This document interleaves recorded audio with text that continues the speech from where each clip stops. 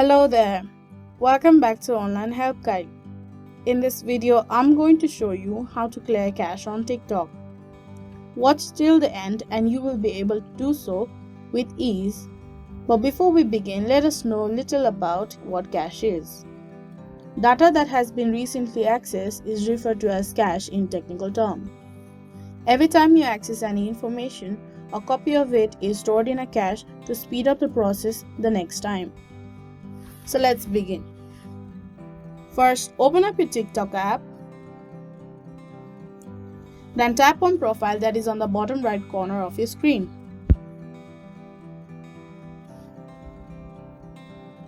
Then tap on 3 horizontal line that is on the top right corner of your screen.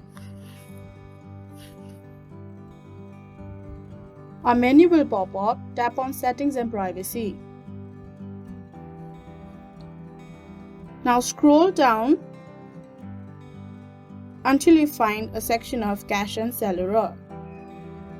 Tap on Free Up Space. After you land on Free Up Space, tap on Clear.